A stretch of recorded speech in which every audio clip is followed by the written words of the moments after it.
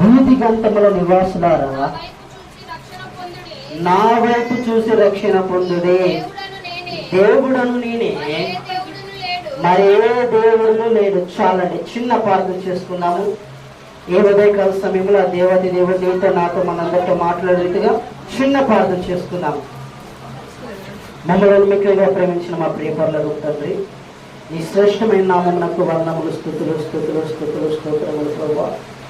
నా దేవ, నా ప్రభువా, గడిచిన ఆదివారం నుంచి ప్రభువా ఈ ఆదివారం ప్రభావ నీ ఉచితమైన ప్రభు చేతను, జాలి చేతను, ప్రేమ చేతను ప్రభావ నన్ను మమ్మల్ని మీరు ఎంతగానో ప్రేమించి ప్రభు ఇటుగా నేను మాకు ఇచ్చిన విధానాన్ని బట్టి మీకు వందనములు, స్తుతులు స్తోత్రములు ప్రభావ. ఎందరో నీ దినము చూడలేక కళ్ళు మూసి ఉన్నారు ప్రభావ. మీరైతే ప్రభు మమ్మల్ని సజీవ లెక్కలో ఉంచిన విధానాన్ని బట్టి మీకు వందనములు, స్తుతులు స్తోత్రములు ప్రభావ.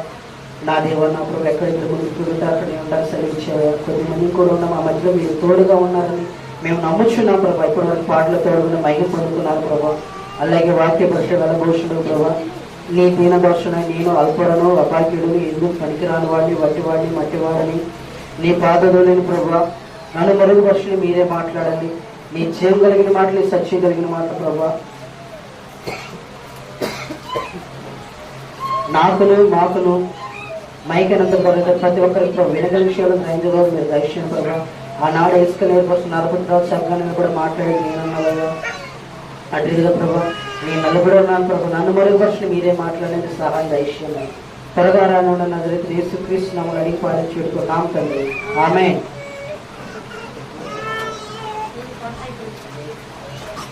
దేవుని స్తోత్రం. చదవబడిన వాక్య భాగము యెషయా గ్రంథము 45వ అధ్యాయము 22వ వచనం. భూదిగంతముల నివాసులారా నా వైపు చూసి రక్షణ పొందుడి. దేవుడను నేనే, మరి ఏ దేవుడును లేడు. చాలండి, చాలండి. ప్రియాది ప్రేమ దేని బిడ్డారా, ఏమంటున్నాడండి ఇక్కడ? ఎవరు తెలియపరుస్తున్నారు ఈ మాటలు? యెషయా ప్రకారా తండ్రి అయిన దేవతి దేవుడు తెలియపరుస్తున్నారు ఏమని? భూదిగంత నివాసులారా నా వైపు చూడు. ఏ వైపు చూడాలండి? మీరు రిప్లేస్ నేను చెప్పలేదు. ఏ వైపు చూడాలి? భూదిగంత నివాసులారా నా వైపు చూడు. ఎవరి వైపు? ఎవరి వైపు? ఏమంటే అక్కడ వాక్యం ఏముందండి? అక్కడ ఏమని ఉంది? ఎవరి వైపు చూడాలి? నా వైపు. నా వైపు అంటే దేవుని వైపు. అంటే అక్కడ తండ్రి అయిన దేవాది దేవుడు అంటున్నాడు నా వైపు చూడుడి. మరి నువ్వే వైపు చూస్తున్నావు? ఏమండి, నువ్వెటు చూస్తున్నావు? ఎవరు వచ్చారా, ఇంకెవరు రావాలి, ఆ రోడ్డు మీద చూస్తున్నావా? లేదా మా ఆయన వస్తానన్నాడు, వచ్చాడు రాలేదని చూస్తున్నారా? మా ఆవిడ వస్తానని వచ్చిందో రాలేదని చూస్తున్నారా? మా పిల్లలు వస్తానన్నారు, వచ్చారు రాలేదని చూస్తున్నారా? ఏం చూస్తున్నారు? ఎటువైపు చూస్తున్నారు? దేని వైపు చూస్తున్నారు? చూడాలి. ప్రియ దేని బిడ్డారా, మనం ఎటువైపు చూస్తున్నామో మనము తెలుసుకొని చూడాలి. మనం ఎవరి వైపు చూడాలి? దేవుని వైపు చూడాలి. ఆయన అంటాడు నేను తప్ప వేరొక దేవుడు ఉండకూడదని.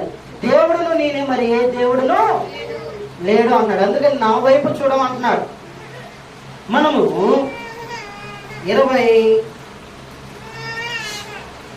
19వ వచనం కాడి నుంచి కనుక మనం చదువుకున్నట్లయితే అక్కడ తండ్రి నా దేవతి దేవుడు అంటున్నాడు, అంధకార దేశంలో నేను మరుగైన చోటున నేను మాట్లాడలేదా?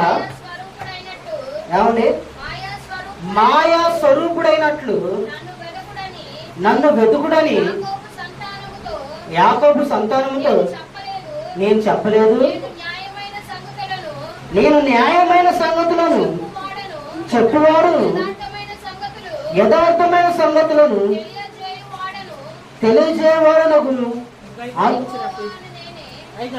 యెహోవాను నేనే. ఏమంటున్నాడమ్మా? ఏమంటున్నాడమ్మా? కొద్ది నిమిషాలు మన ఆలోచన దేవుడి మీద పెట్టాలి. ఏమండి, కొద్ది నిమిషాలు మన ఆలోచన దేవుడి మీద పెట్టాలి. వాక్యం చదివేటప్పుడు బైబిల్ మీద, ఏమండి, వాక్యం చదివేటప్పుడు బైబిల్ మీద వాక్యం వివరించేటప్పుడు దైవజనుడి వైపు మన ధ్యాస అనేది ఉండాలి. అటు రీతిగా ఉంటేనే ఏమవుతుందంటే దేవుని యొక్క వాక్యం మన హృదయ లోతుల్లోకి వెళ్ళి వాక్యానుసార జీవితం మనకి వస్తుంది. అంతేకాకుండా ఒక పాస్టర్ దైవజనుడు అంటే వాక్యం చెప్పి అర్థమైందమ్మా, అంత పట్టిందమ్మా అంటే, అంత పట్టిందమ్మా అని అడిగితే అంతా పట్టింది కానీ తాకు మాత్రం పట్టలేదు అన్నారంట. ఏమన్నారమ్మా? అంతు పట్టిందమ్మా వాక్యం అంటే అంతా పట్టింది కానీ తోక పట్టలేదు అన్నారు. అటు రీతిగా మన మూత్రము ఉండలేకూడదు. ఏం తోక పట్టలేదంటే ఆ వాక్యానికి పాత్రలకు వచ్చి పైన సూర్యులో ఉన్న బలిని చూస్తుంది, వాక్యం మీద ధ్యాస లేదు.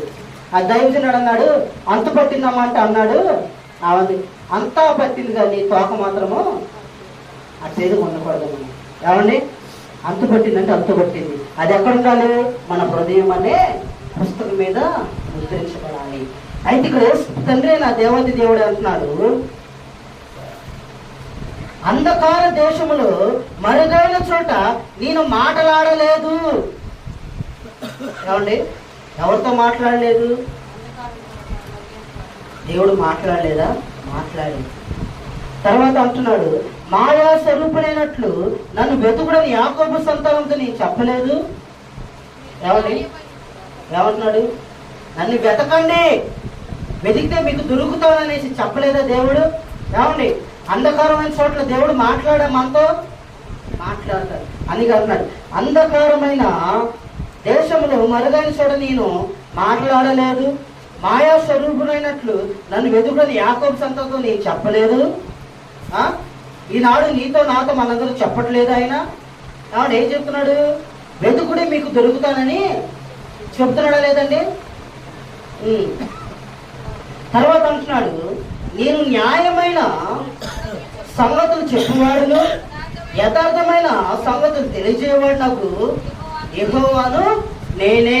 ఎవరైనా న్యాయమైన సంగతులను యథార్థమైన సంగతులు తెలియజేవాడకు యెహోవా నేనే. ఈ విషయాలు మనకి ఎవరు తెలియజేస్తాడండి? న్యాయమైన విషయాలు మన స్నేహితుడు తెలియజేస్తాడా? లేకపోతే రక్షణ తెలియజేస్తారా? ఎవరైనా తెలియజేస్తారు న్యాయమైన సంగతులు? నేను ఎలా ఉంచాలనే చూస్తారు. ఏమండి? అందుకే భక్తులు అన్నాడు,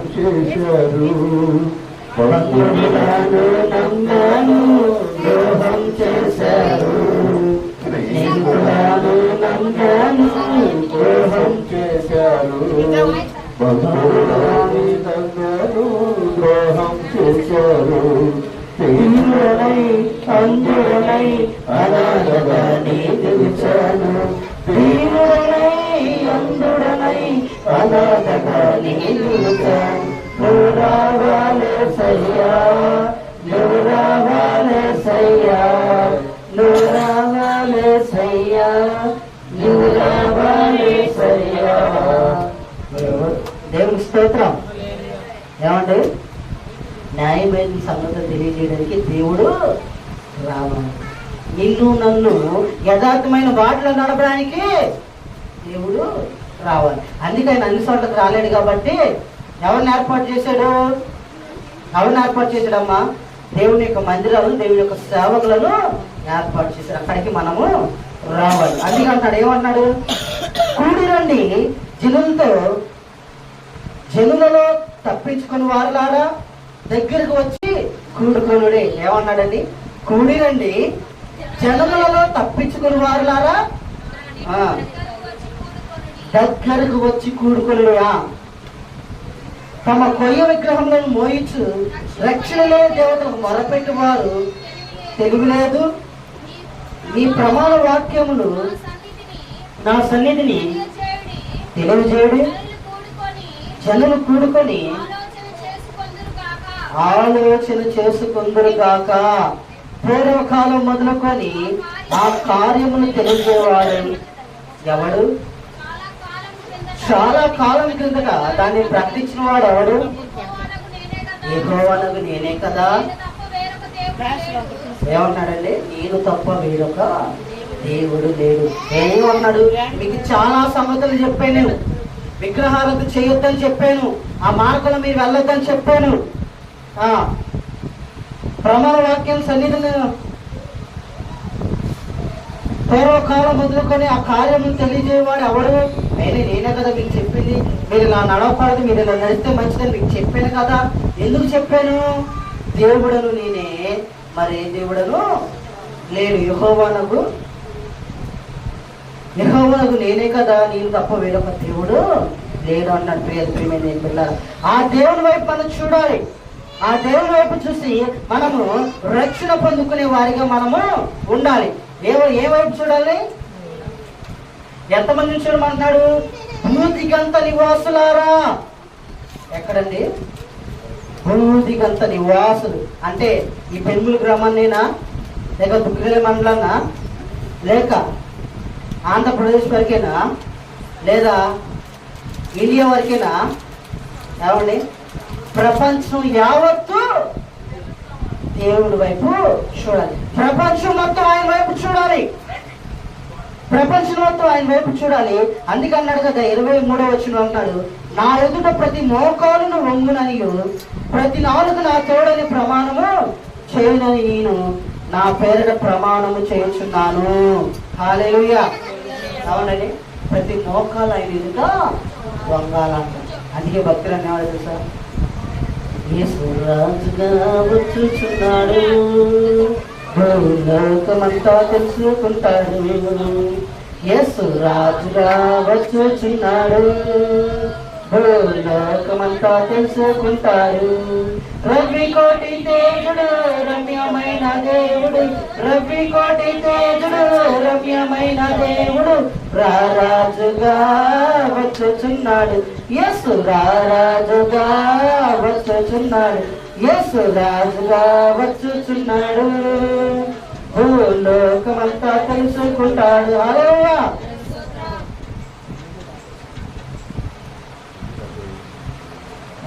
ఏమండి? ఆయన రాజుగా వస్తాడు కాబట్టి ఆయన ముందు ప్రతి మోకాలు వంగాలి, ఆయన అందరూ చూస్తారనేసి బైబిల్ గ్రంథం తెలియబడుతుంది. కాబట్టి నువ్వు ఎవరి వైపు చూస్తున్నావు?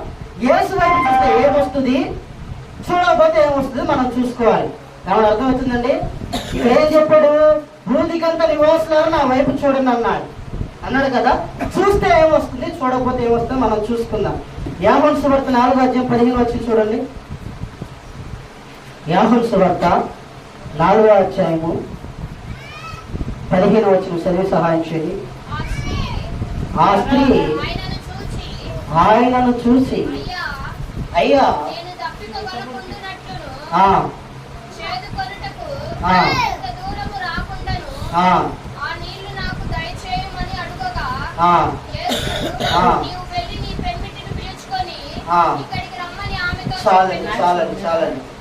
చాలండి. ఈమె ఎవరండి? ఏమండి ఈమెడెవరు? సమరయ స్త్రీ. ఆమె ఎవరిని చూసింది? ఎవరిని చూసిందండి? మన చదువుకున్న వాకి మరొకసారి చదవండి. ఆ స్త్రీ ఆయనను చూచి, ఆ స్త్రీ అవునండి, ఆ స్త్రీ ఎవరు? సమరయ స్త్రీ. ఆ సమరయ స్త్రీ జీవిత చరిత్ర ఏంది? సమరయులు అంటే పనికిరాని వారు, దేవునికి హేయులు. అందుకే ఎవడంది, మేము సమరయులు, మీరు యూదులు, మీకు మాకు సాంగత్యము ఎక్కడుంది అని అడిగింది. ప్రియమైన బిడ్డారా, అంటే అంత హేమైన వారిగా వారిని చూసేవారు అన్నమాట సమరయులు. వారెక్కడో గ్రామంలో యూదులుంటే గ్రామం బయట సమరయులు ఉండేవారంటండి. ఆ రోజుల్లో గ్రామంలో యూదులుంటే గ్రామం బయట సమరయులు ఉండేరంట. ఆవిడ దేనికోసం వచ్చింది అంటే మంచిగా దాహం అయ్యి యాకోబుతో ఇచ్చిన బావ దగ్గరికి వచ్చి నీళ్లు చదువుకుంటా ఉంటుంటే ఆ సమయానికి అక్కడికి ఎవరు వెళ్ళారు? యేసు ప్రభు వారు వెళ్ళారు. ఏ సమయానికి వెళ్ళారండి? మధ్యాహ్న సమయానికి వెళ్ళాడు.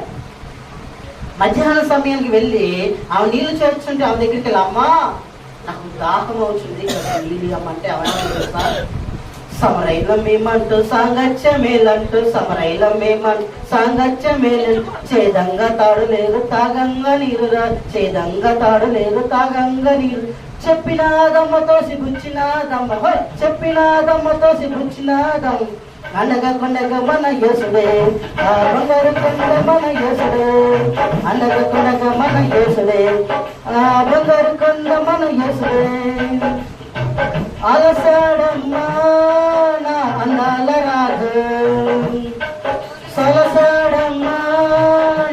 బంగారు యేసు మధ్యాహ్నం ఎండలోన మంచి నీళ్ళ బావి కాడ మధ్యాహ్నం ఎండలోన మంచి నీళ్ళ బావి కాడ దాహాన యేసయ్య దాపుని నిలుసుంటే దాహాన యేసయ్య దాపుని నిలుసుంటే సమరయుడలో ముసంకాన కొండ పెట్టి వచ్చినాదమ్మ నీళ్ళ వచ్చినాదమ్మ. హల్లెలూయా, దేవుని స్తోత్రం. ఏమండి, దాహాన యేసు ప్రభువారు మధ్యాహ్నం వేళ ఆ బావికాడ నుంచుంటే సమరయురాలు కొండ పట్టుకొని వచ్చినది. ఏం కొండ అండి అది? ఏం కొండ? పాపమనే కొండ. పాపమనే కొండ పట్టుకొని వస్తే ఆమె చూసి యేసు ప్రభువారు ఏ దాహం కలిగి ఉన్నారండి? ఏ దాహం కలిగి ఉన్నారు? ఏమండి, ఆత్మల దాహము కలిగి ఉన్నాడు ఆయన. ప్రియాతి ప్రియమైన బిడ్డారా, ఆయనకి కావాల్సిన ఆత్మ దాహం తీరడము. శరీరం ఏముందండి? తన ఏచులు చూసలేదు మట్టిలో.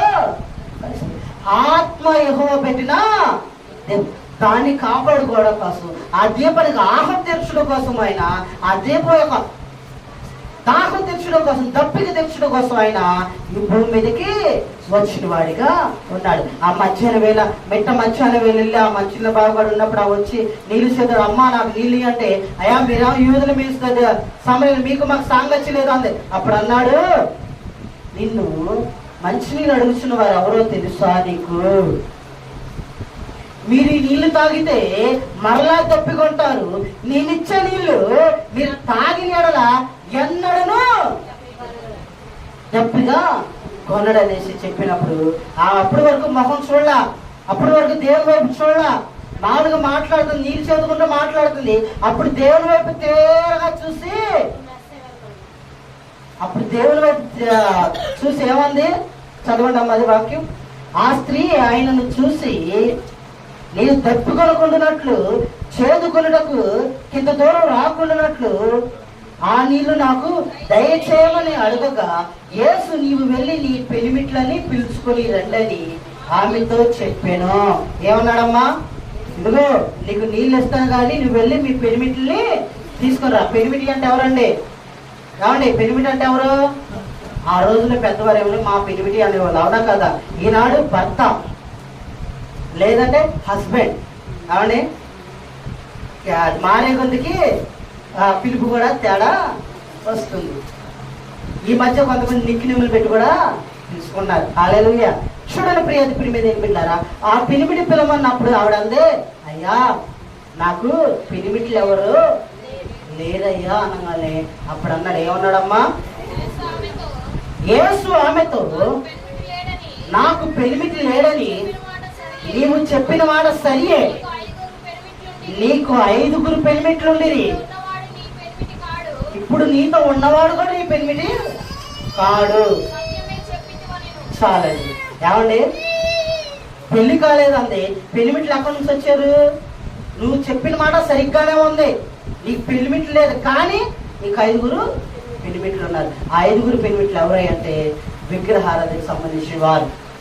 విగ్రహం అయి ఉండొచ్చు, విగ్రహారాధన అయి ఉండొచ్చు, వ్యభిచారం అయి ఉండొచ్చు, దొంగతనం అయి ఉండొచ్చు, ఇంకా వేరే వేరేనా అయి ఉండొచ్చు. ఈ యొక్క 5 వ్యసనాలు ఆమెలో ఉన్నాయి. అది కాకుండా ఇప్పుడు వ్యసనం కూడా ఆమెతో ఉన్నది కాదు. మొత్తము 6 చీకట్లు, 6 దెయ్యాలు ఆమెలో ఉండొచ్చు, 6 పాపం స్వభావాలు ఆమెలో ఉండొచ్చు. ఈ మొత్తం నువ్వు విడిచిపెట్టు, వాటిలన్నిటి తీసుకొని రా అనగానే అప్పుడు ఆమె, నువ్వు ఏం చెప్పావమ్మా? సత్యమే చెప్పావు, నేను మెస్సైని కనుగొన్నాననేసి ఆ తీసుకొచ్చిన కొండ, అంటే ఆ పాపం అనే కొండ ఎక్కడ వదిలేసిందమ్మా? బావిలో వదిలేసి.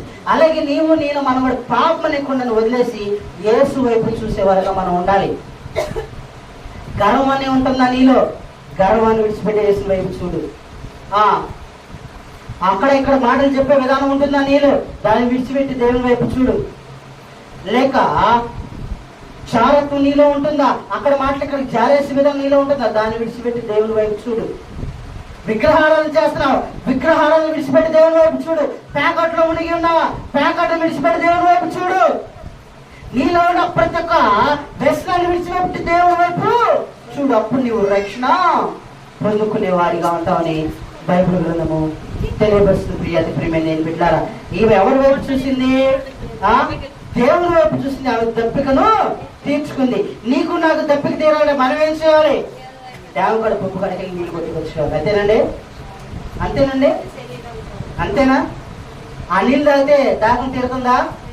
రావులే, దాహం తీరుతుందా? శరీరమైన దాహం తీరుతుంది. ఆత్మ కలిగిన దాహం తీరాలంటే అది జీవవాక్యం వల్లనే అవుతుంది. ఆ జీవజల వాక్యము నీ వింటే ఆ జీవజలం అంటే నీ హృదయంలో ఏమైందంటమ్మా?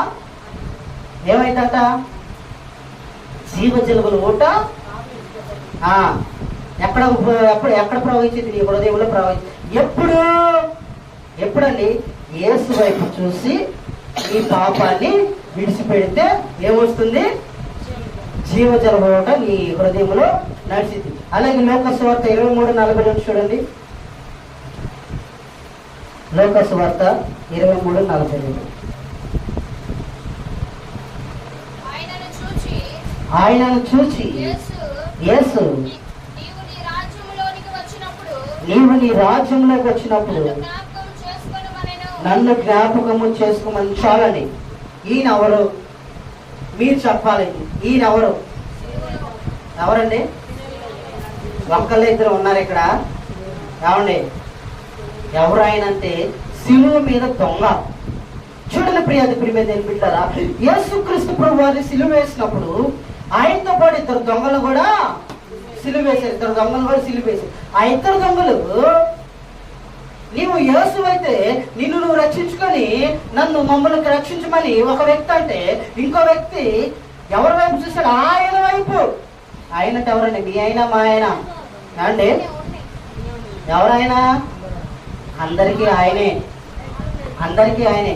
ఆయన వైపు, దేవుని వైపు చూసి, శిలువ వైపు యేసుక్రీస్తు వారి వైపు చూసి ఏమన్నాడమ్మా? ఆయన చూసి, యేసు నీవు నీ రాజ్యంలోకి వచ్చినప్పుడు నన్ను జ్ఞాపకము చేసుకున్నాడు అన్నాడు. హల్లెలూయా. ఆ క్షణంలో తన పాపాన్ని ఒప్పుకొని విడిపించబడిన వాడిగా ఉన్నాడు. ఆ సమయంలో పాపాలు ఒప్పుకుంటే సరిపోతుంది. ఇప్పుడు బాప్టిజం తీసుకోవాల్సిన ఏమనుకుంటున్నారేమో ఆయన అంతేననేది. ఏమండి? అటువంటి విశ్వాసం నీలో నాలో ఉందంటారా? ఆ శిలువ మీద దమ్ముకున్నంత విశ్వాసం నీలో నాలో మనలో ఉంటుందా? ఎప్పుడు ఆ సమయంలో చచ్చిపోయే ముందు రక్షణ పొందుకొని చచ్చిపోయే ముందు దేవుని వైపు చూసి అయ్యా నన్ను క్షమించమంటే ఆయన క్షమిస్తాడు అనుకుంటున్నారేమో. ఏమండి? అంటున్నారా? ఆ సమయంలో రక్షణ మారుమనసు పొందుకుంటే నీకు నిజమైన మారుమనసు రాదు.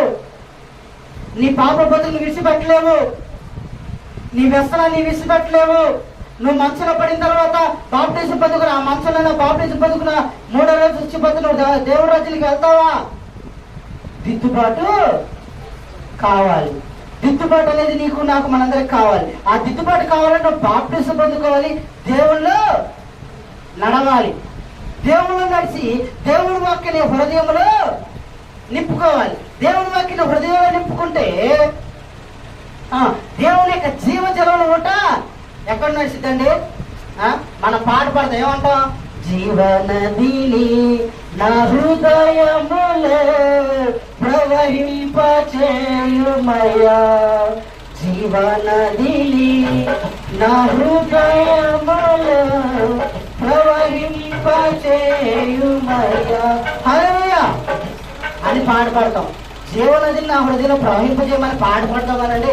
ఆ జీవజల కోటను మాత్రం మన హృదయంలో నింపుకుంటామండి. నిజం చెప్పండి అండి, నింపుకుంటామా? ఇక్కడ ఉంటున్నాము, అక్కడ ఉంటున్నాం. మందిరం సేపు గుండ్రంగానే మందిరం బయటకు వెళ్ళిన తర్వాత బల్ల పొడుపుగా ఉండేవారిగా మనము ఉంటున్నాం. అతిథిగా మనము ఉండకూడదని బైబిల్ గ్రంథము తెలియబడుతుంది. యేసు వైపు చూడాలి, రక్షణ పొందుకోవాలి. అప్పుడే నీకు నిత్య జీవం అనేది ఉంటుంది. అప్పుడే జీవజలం ఊట నీ హృదయంలో నడుస్తుంది. అయితే మనం ఎవరి వైపు చూడాలి? యేసు వైపు చూడాలి. చూడండి ప్రియమైన బిడ్డలారా, ఈ లోకంలో మనకి ఏదైనా ఆపద వస్తే మన బంధువుల వైపు చూస్తాము, రక్త సంబంధుల వైపు చూస్తాము, అన్నదమ్ముల వైపు చూస్తాము, అక్క చెల్లెల వైపు చూస్తాము, లేదా తోబుట్టుల వైపు చూస్తాం, బంధుమిత్రుల వైపు చూస్తాము. వారేమో సహాయం చేస్తారేమో, కొంతవరకే సహాయం చేస్తారు. ఒకసారి సహాయం చేసిన రెండోసారి మళ్ళీ అదే సహాయం కోసం అనుకో ముఖము సాటేసేవారిగా ఉంటారు. వాడు వస్తాడు, మొన్నే ఆడికి 10,000 ఇచ్చాను, మళ్ళీ ఇప్పుడు వచ్చి ఎంత అడుగుతాడు, ఆ యొక్క ఆడపిల్ల ఇంతవరకు ఇవ్వలేదనేసి ముఖము.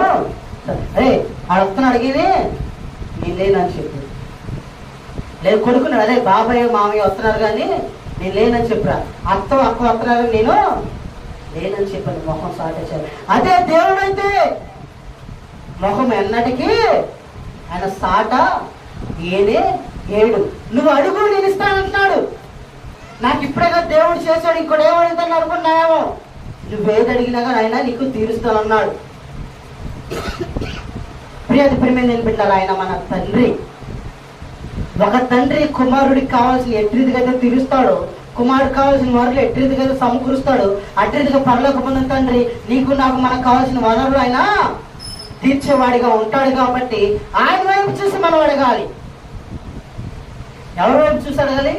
దేవుని వైపు చూసి అడగాలి. అందుకే ఎబ్రీ పత్రికలో ఒక మాట అన్నాడు, ఎబ్రీ 12 అంటున్నాడు అపోస్తలుడైన పౌలు. 12:1 నుంచి చదవండి అమ్మా. ఎబ్రీ పత్రిక 12వ అధ్యాయము 1 నుంచి కనుక మనం చదువుకున్నట్లయితే, ఇంత గొప్ప సాక్షి సమూహము మేఘము వలె మనము కూడా ప్రతి భారమును సులువుగా చిక్కులు పెట్టి ప్రతి పాపమును విడిచిపెట్టి విశ్వాసమునకు కర్తయు దానిని కొనసాగించువాడునైనా. ఎవరి వైపు చూచుచు? ఎవరి వైపు చూచుటండి? యేసు వైపు చూచుచు మన ఎదుట ఉంచబడిన పందెములో ఓపికతో పరిగెత్తడం అనేసి ఎవరు చెబుతున్నాడండి? అపోస్తలుడైన పౌలు ఎబ్రీ సంఘానికి తెలియపరుస్తున్నాడు. నా ప్రియ ఎబ్రీ సంఘమా, ఇదిగో జాగ్రత్తగా, ఎంత గొప్ప సాక్షి సమూహం మన ఎదురుగా ఉంది, మేఘాల మన ఎదురుగా ఉంది అని మన దిగన్నాడంటే ప్రియమైన నేను బిడ్డారా, దానికి ముందు విశ్వాస వీరులుగా పట్టికెక్కిన అబ్రహాము మొదలుకొని అందరూ ఆ పట్టికలో ఉన్న, అబ్రహాం కాదండి, ఏవేళ మొదలుకొని విశ్వాస వీరులు ఆ పట్టికలో ఉన్నారు. ఆ పట్టిక అంతా వారికి చెప్పి వినిపించి ఆ 11వ అధ్యాయం అంతా వారికి వివరంగా అప్పచెప్పి అంటున్నాడు, ఇదిగో ఇంత గొప్ప సాక్షి సమూహము మేఘము వలె మన ఎదుట ఉన్నప్పుడు, ఆవరించి ఉన్నందున మనము ప్రతి భారమును సులువుగా చిక్కులు పెట్టి పాపమును విడిచిపెట్టి. ఏమంటాడు? పాపం ఏం చేసిద్దంటండి? ఏమండి? పాపం ఏం చేసిద్దంటే సులువుగా చిక్కులు పెట్టిద్దంట. వింటున్నారా? ఏం పెట్టిద్ది? సులువుగా చిక్కులు పెట్టింది. ఆ చిక్కుముడి కనుక వేస్తే మనం ఎప్పుడానికి ఎంత కష్టపడతామండి? ఏ దారప్పండు, లేకపోతే ఏ దక్కినడతాడు, లేదంటే ఏ పురుకొస్త కనుక చిక్కుపడిందంట, దీనికి ఎంత కష్టపడతాం మనము? ఏమండి? ఎంతో కష్టపడాలి పడుతుంది. అదే పాపం వల్ల వచ్చిన చిక్కుముడి కూడా తీయాలంటే ఇంకెంత కష్టము? జాగ్రత్తగా ఆలోచించేయాలి. ఏమండి? అటువంటి సులువుగా చిక్కులు పెట్టి పాపమును విడిచిపెట్టి ఆ తర్వాత చదవదమ్మా. విశ్వాసమును కర్తయ్యదు దాన్ని కొనసాగించేవాడనైనా యేసు వైపు చూచుచు మన ఎదుట ఉంచబడిన పందెములో ఓపికతో పరిగెత్తాలంట. హల్లెలూయా. దేంట్లోనండి? పందెం. ఇప్పుడు మనం పరుగులో ఉన్నాము, పరుగు పందెంలో ఉన్నాము. చూడండి ప్రియమైన నేను బిడ్డారా, ప్రస్తుతం నీవు నేను జీవిస్తున్నది ఒక పందెము. నీవు నేను పరిగెత్తదు ఒక పరుగుల పందెంలో. ఆ పరుగు పందెంలో పరిగెత్తేటప్పుడు ఓపికతో పరిగెత్తాలి. మనతో పరిగెత్తే వాళ్ళు ఎవరు? అపవాది సంబంధులు. అపవాది మనతో పరిగెత్తుతుంది, మనకు అడ్డుపడుతుంది, కాళ్ళకు అడ్డు వేస్తుంది, సూపుకు అడ్డు వేస్తుంది, అందమైన లోకాన్ని ఎరగవేసి మనల్ని అందులో లాగుతుంది, మనల్ని గుంజుతుంది, పాపమైన ఊపిరి మనల్ని దించుతుంది. ఎవరు? అపవాదనే లోకం. ఈ లోకం మనల్ని గుంజుతుంది. ఈ లోకంలో మనం దేంతో పరిగెత్తాలి? ఓపికతో పరిగెత్తాలి. ఎలా పరిగెత్తాలి? ఓపిక ఎక్కడ నుంచి? మన ముందు ఉన్నారే విశ్వాసంతో ఉన్నవారు, విశ్వాస వీరులు. ఏమేలు, అబ్రహాము, తదితర వారందరూ ఉన్నారు. వారిని బట్టి అంత గొప్ప సాక్షి సమూహము మేఘం వల్ల మనల్ని ఆవరించింది కాబట్టి వారి వైపు చూస్తూ, యేసు వైపు చూస్తూ ఓపికతో బంధువులు మనం పరిగెత్తే వారిగా ఉండాలని ఏం చెప్పాడమ్మా అపోస్తుడైన పౌలు హెబ్రీ సంఘానికి చెబుతున్నాడు. ప్రియమైన బిడ్డారా, ఈనాడు నీకు నాకు మనందరికీ చెబుతున్నాడు. మనం కూడా ఈ లోకములో ఓపికతో పరిగెత్తే వారుగా మనము ఉండాలని బైబిల్ గ్రంథము తెలియపరుస్తుంది. అయితే ఇప్పుడు వరకు దేవుని వైపు చూస్తూ పరిగి ఉంటే ఏమొస్తుందని చూసుకున్నాము. ఏమండి సమరస్తుని దేవుని వైపు చూసింది ఏమొచ్చింది? రక్షణ వచ్చింది. జీవజల మా హృదయంలో నేను తర్వాత ఇంకెవరన్నీ చూసిన దేవుని వైపు శిలువ మీద దొంగ దేవుని వైపు చూసినప్పుడు ఆయనకి ఏమొచ్చింది? పాతాళంలో ఎలా వచ్చినాడు? పాతాల నుంచి తప్పించబడి పరలోకానికి చేరిన వాడిగా ఉన్నాడు. పరదేశంలో దేవునితో ఉన్నాడు. రేపు తీర్పు రోజున దేవునితో పాటు ఉండేవాడిగా ఉంటాడు. అలాగే ఇంకా మనం ఓపికగా ఉండడం కోసం ఈ లోకం అనే అరణ్యంలో మన ఓపికతో పరిగెత్తడం కోసం మనకు కొంతమంది విశ్వాసాన్ని ఈ ఏప్రిల్ పత్రికలో మనకి పరిచయం చేస్తారు అపోస్తలుడైన పౌలు. వారిని చూసుకుంటూ మన ఓపికతో ముందుకు పరిగెత్తాలనేసి బైబిల్ గ్రంథము తెలియపరిచింది. అలాగే ఇప్పుడు మత్తయి సువార్త 14:30 చూసుకుంటే ఇప్పటి వరకు దేవుని వైపు చూస్తూ మనం జీవిస్తే మనకి ఏం కలిగిద్దో మనం చూసాము. దేవుని వైపు చూడకపోతే ఏమొస్తుందో చూద్దాం. మునిగిపోసాగి ప్రభువా చాలండి. ఎవరండి ఆయన? ఏమండి ఇక్కడ పేతురు గారు అండి, వినపడుతుందా? ఎవరు? పేతురు. ఈ పేతురు గారు ఎవరు? యేసు ప్రభు శిష్యులు మొట్టమొదటి శిష్యుడు. తర్వాత ఆ యేసు ప్రభు శిష్యులు తప్పిపోయిన తర్వాత వాళ్ళు నిలబెట్టడానికి నువ్వే నిలబడాలని పేతురు కోసం యేసు ప్రభు ప్రత్యేకించి ప్రార్థన కూడా చేశాడు. ఆ విషయం పేతురుతో ఒకసారి చెప్తాడు. నీ కోసము తండ్రికి మొరపెడుచున్నాను, నువ్వు స్థిరపడి నీ సహోదరుని స్థిరపెట్టమని చెప్తాడు. అయితే ఆ పేతురు గారితో అంటున్నాడు. ఆ పేతురు గారు ఏం చూశాడంటండి? పద్దాకులు దేవునితోనే ఉంటాడు, దేవుళ్ళలోనే ఉంటాడు. కానీ ఆయన దేని వైపు చూశాడు? గాలి వైపు చూశాడు. ఈ సిచ్యువేషన్ ఎందుకు వచ్చింది అంటే యేసు ప్రభు శిష్యుల్ని ఆ దరికి పోదాము, ముందు నువ్వు వెళ్ళు, ముందు మీరందరూ వెళ్ళండి, నేను వెనకాల వస్తానని ఆయన కొండ మీద కూర్చొని ప్రార్థన చేసుకుంటూ ఉండగా వాళ్ళు ఆ రాత్రి వేళ ఆ తరిగిపోవడానికి పడవలో ప్రయాణం వచ్చుండగా ఆ సముద్రం మీద యేసుక్రీస్తు ప్రభువారు నడుచుకుంటూ వస్తున్నది చూసి శిష్యులందరూ భయపడిపోయారు. అమ్మకు అదేదో భూతమైతే మన వైపు వస్తుంది. ఇప్పుడు చూసి ప్రభువా నీవైతే నేను కూడా నీళ్ళ మీద నడడానికి నాకు సహాయం చేయమంటే యేసు ప్రభు రమ్మంటే యేసు ప్రభు చూస్తే నీళ్ళ మీద నడిచేది. యేసు ప్రభు చూసినట్టు చక్కగా నడిచి ఈలోపు సముద్రం మీద గాలి వచ్చేసరికి ఆ గాలిని చూసాడు. ఆ గాలిని చూసేసరికి ఏమైపోయాడు? ఆ గాలిని చూసి భయపడిపోయి మునిపోసాగాడు. ప్రభువా నన్ను రక్షించమని కేకలు వేస్తే వెంటనే యేసు చేయి చాపి అతన్ని పట్టుకొని అల్పవిశ్వాసి ఎందుకు సందేహపడితివని ఆయనతో చెప్పిన. హల్లెలూయా. ఏమండి ఇక్కడ ఒక మాట చెప్పాలి. మనం దేవుళ్ళు ఉన్నప్పుడు, దేవుళ్ళు ఎదిగేటప్పుడు, దేవుళ్ళు బలపడేటప్పుడు, దేవుళ్ళు బండ మీద క్రీస్తు అనే బండ మీద మనము పునాది వేసేటప్పుడు, క్రీస్తు అనే బండ మీద మనం పునాది వేసేటప్పుడు గాలి లాంటి సుడిగాలు వస్తాయి, గాలి లాంటి శోధనలు వస్తాయి, ఇరుకులు వస్తాయి, ఇబ్బందులు వస్తాయి, సమస్యలు వస్తాయి, అన్ని మన మీదకి తుఫాను వల్ల వచ్చి పడతాయి. అటువంటి వచ్చినప్పుడు మనం ఏం చేయకూడదు? భయపడకుండా విశ్వాసంతో యేసు వైపు చూస్తే అటే విశ్వాసంతో యేసు వైపు చూస్తే యేసు ప్రభువారు మన చేపట్టుకొని మనం నడిపించేవాడిగా ఉన్నాడు. కాబట్టి ప్రియమైన నేను బిడ్డలారా, వస్తున్న శోధన చూసి, వస్తున్న ఇరకం చూసి, వస్తున్న ఇబ్బందులు చూసి దేవుడి వైపు చూపు మాత్రము మళ్లించుకోకూడదు. మళ్లించుకుంటే వల్ల మనము శోధనలో మునిగిపోయే వారిగా ఉంటాము. రెండోదిగా ఆదికాండం 19:26 చదవండి.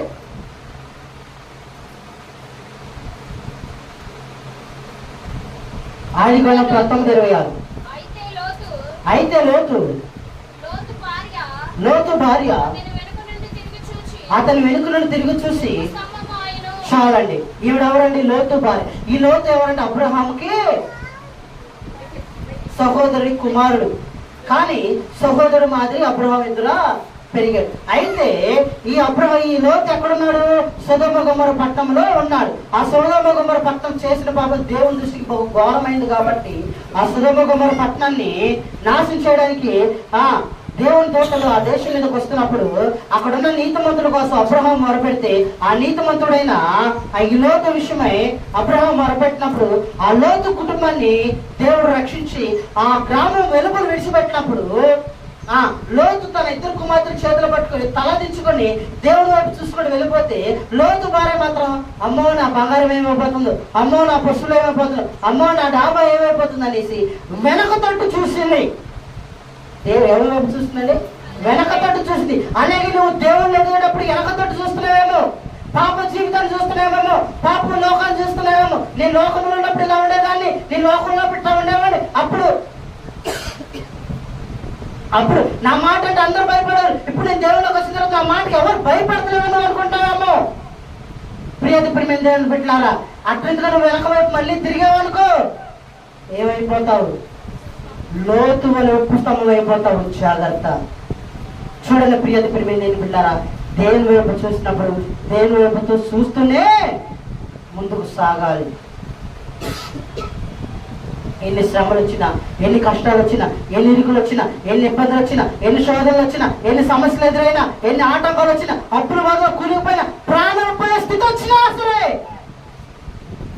యేసు వైపు చూసుకుంటూ నువ్వు ముందుకు సాగిపోతే విజయము ఎవరిదండి? మనదే. బైబిల్ గ్రంథము తెలియవస్తుంది. అలాగే చివరిగా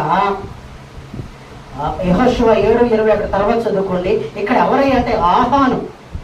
ఆ యెహోషువ వేరొక దేశాన్ని మీద వెళ్ళేటప్పుడు అక్కడ ఎరుకో పట్టణం శపించబడింది కాబట్టి ఆ ఎరుకో పట్టణంలో ఏ వస్తువుని మీరు ముట్టకూడదు, అక్కడ నుంచి ఏది మీరు తీసుకొని రాకూడదంటే ఆ దేశం మీదకి యుద్ధానికి వెళ్ళి ఆ ఎరుకో పట్టణాన్ని కూల్ చేసిన తర్వాత ఆహాను అనే వ్యక్తి ఏం చేశాడంటే వెండిని, బంగారాన్ని, వస్త్రాన్ని చూసి ఆశించి తెచ్చుకొని పెట్టుకున్నాడు.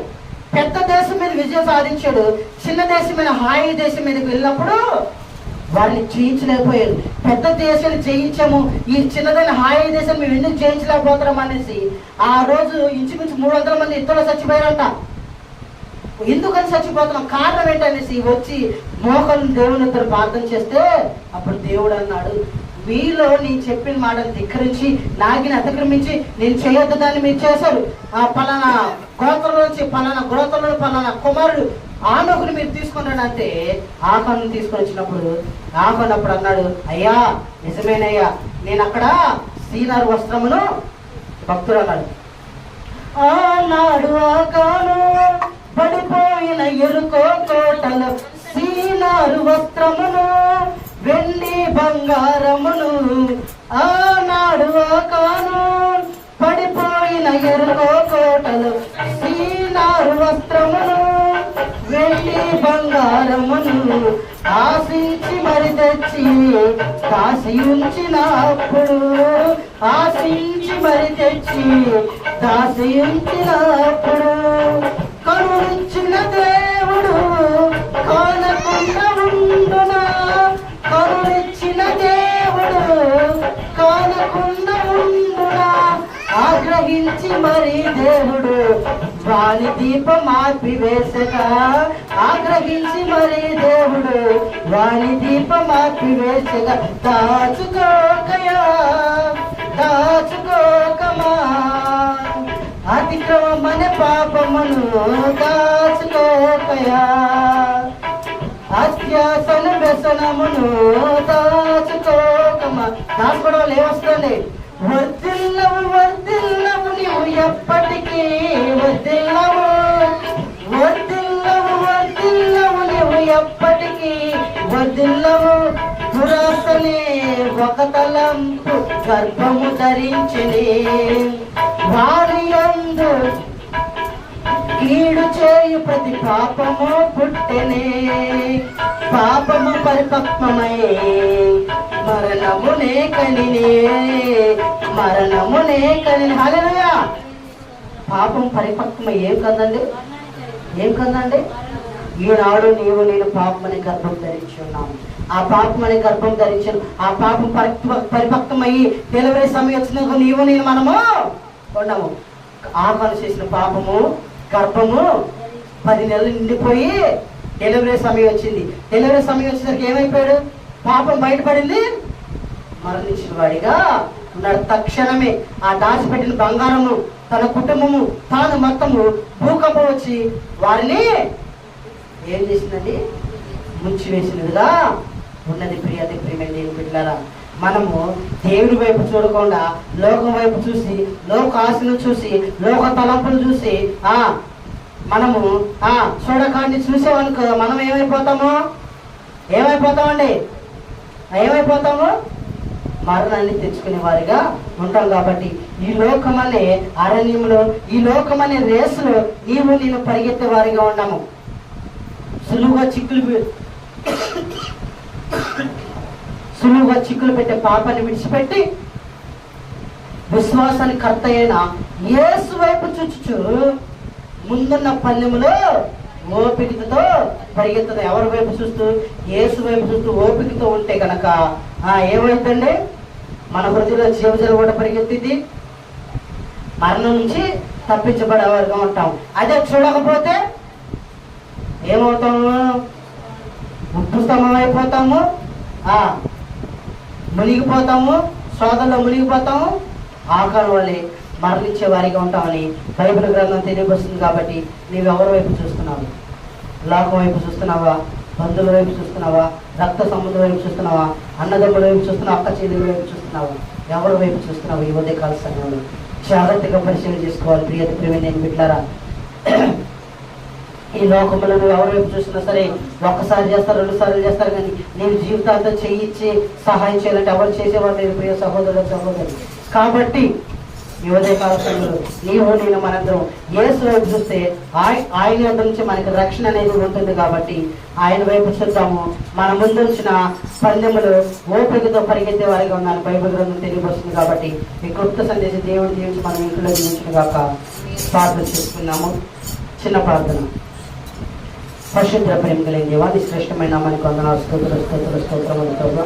నా దేవ, నా ప్రభు, ఈ సమయంలో ప్రభు ఎన్న వాక్యం ప్రభా, వృధాగా ప్రభు నీకున్న ప్రభా, మాకును మైకనున్న ప్రతి ఒక్కరి హృదయంలో ప్రభా నాటబడి ఇక్కడ కలిసిన సహాయం చేసిన ప్రభు, నీ వాక్యాన్ని ఆధారం చేసుకుని జీవించేవారుగా, నీ వైపు చూస్తూ నీతో నడిచేవారుగా, మా ముందుంచిన పల్లెలు ఓపికతో పరిగెత్తేవారుగా, నన్ను మమ్మల్ని మేము నిలబెట్టని సహాయం దయచేయమని తర్వాత కార్యక్రమంలో మీరు తోడుగా ఉండమని త్వరగా రామని కృష్ణమ్మలు అడిగి ప్రార్థించి వేడుకున్నాం తండ్రి.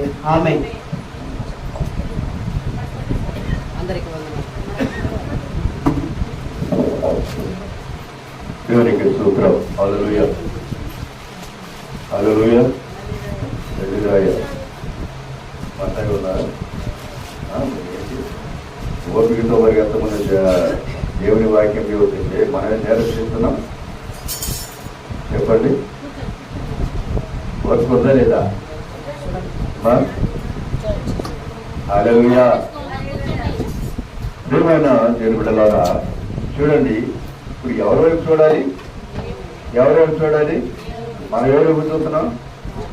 మనసు వైపు చూస్తున్నాం కదా.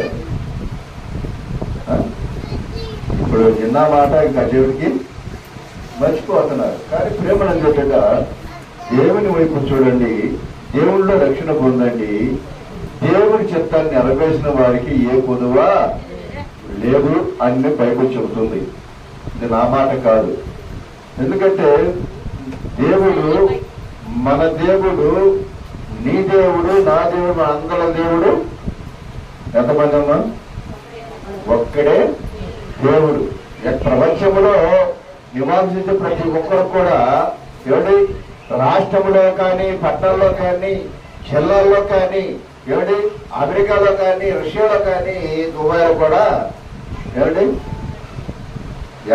ఎక్కడైనా ఒక్కడే. దేవునికి స్తోత్రం.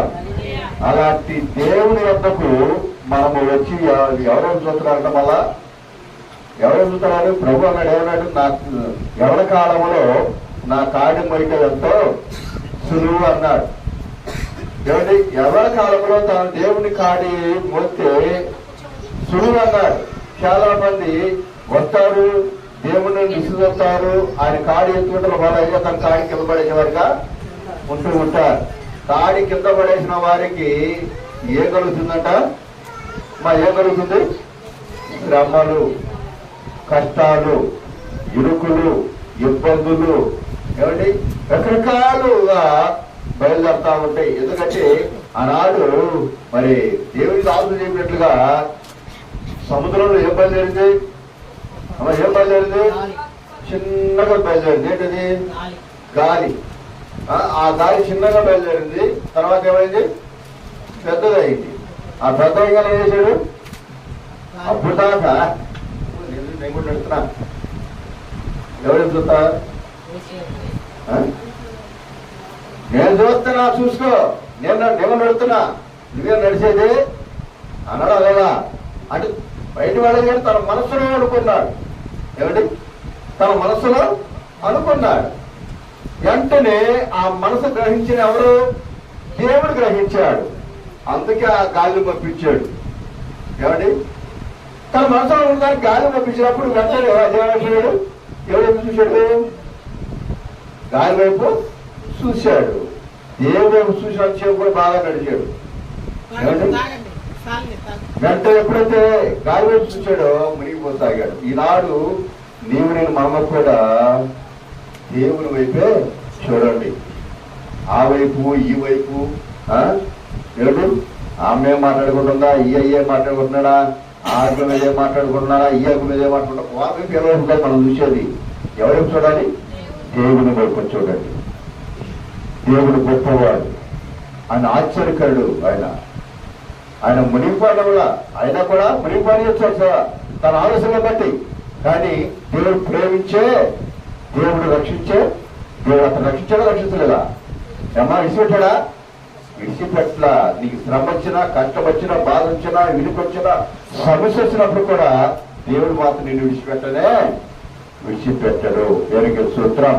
దేవుడి చిత్తమైతే మరొకసారి చెప్పుకుందాం. నేను కొద్ది నిమిషాలు చెప్తాను అనుకున్నాను, సమయం చాలా అయిపోయింది. దేవుడి చిత్తమైతే మరొకసారి చెప్పుకుందాము.